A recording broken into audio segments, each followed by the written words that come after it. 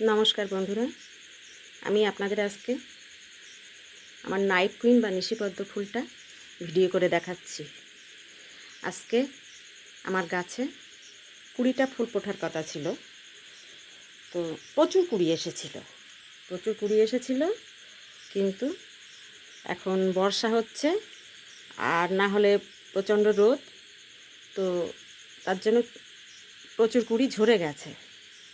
তখন ভেবেছিলাম গুনে শেষ করতে পারবো না, তা প্রচুর ঝরে গেল আর দুটো ফোটেনি কুড়ি, তো বাকি 18টা ফুটেছে।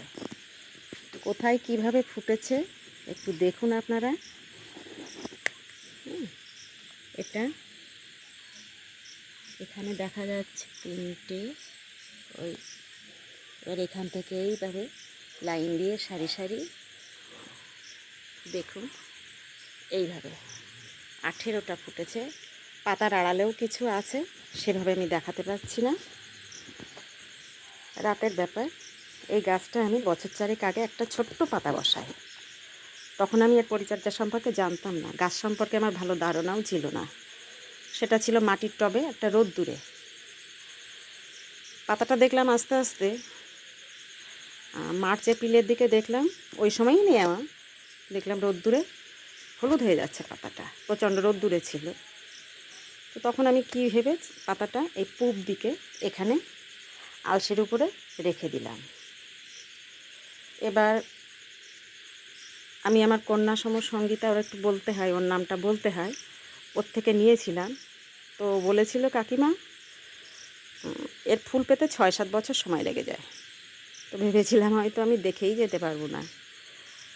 তো আমি আমার সৌভাগ্য বলবো, আমি 7 মাসে আমি ফুল পেয়ে যাই।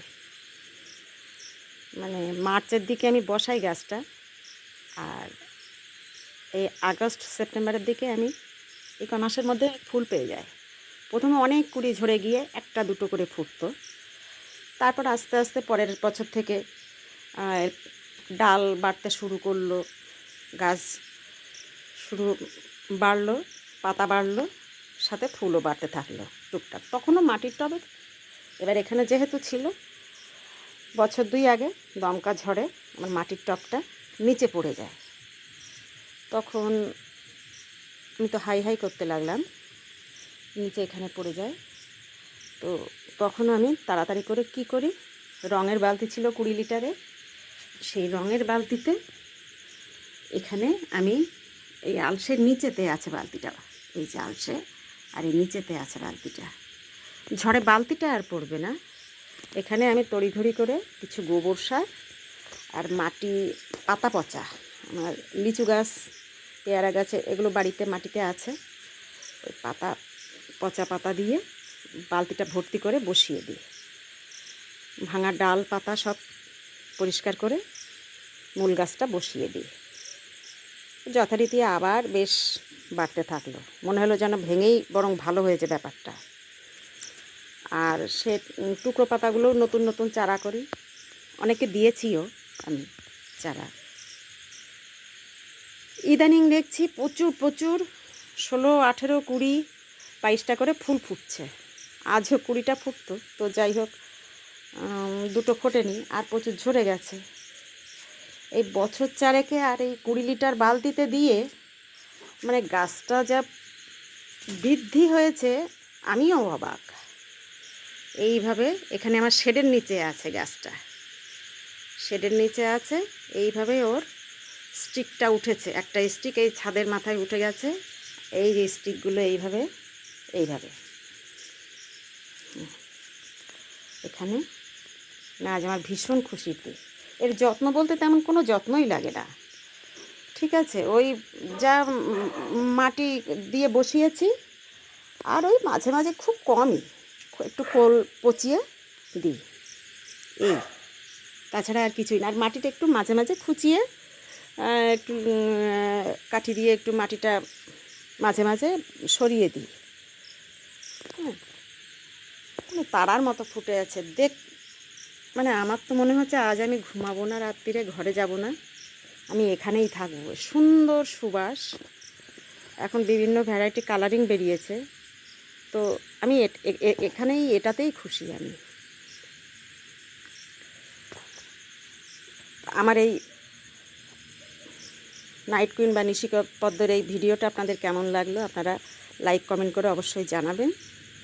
আর এর পরিচর্যা বলতে কিছুই না, মোটামুটি আপনাদের পরিচর্যা বলেতেই, তবে হ্যাঁ এটা একেবারে অন্ধকার ছায়া না বা পুরো রোদ্দুর না। আমি বলবো আমি যেভাবে পাচ্ছি ফুল, এটা পূবের রোদ পাবে, এখানে আবার ঠিক সামনে নিম গাছ আছে, তো নিম গাছের ছায়াটা থাকে আর হালকা রোদটা পায়। এই হিসেবে আমার মনে হয় এই হিসেবেই গাছটা আমার বৃদ্ধি হয়েছে।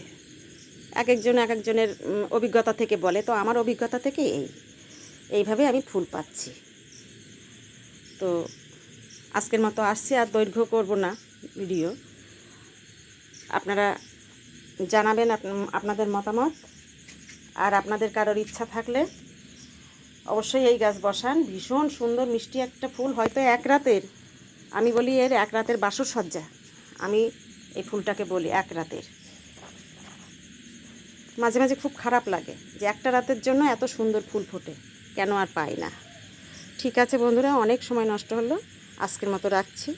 শুভরাত্রি। আপনারা সবাই ভালো থাকুন, সুস্থ থাকুন, এবং অবশ্যই আমার চ্যানেলে আমার বাগান দেখুন, সাবস্ক্রাইব করুন, লাইক কমেন্ট করুন, পাশে থাকুন। শুভরাত্রি।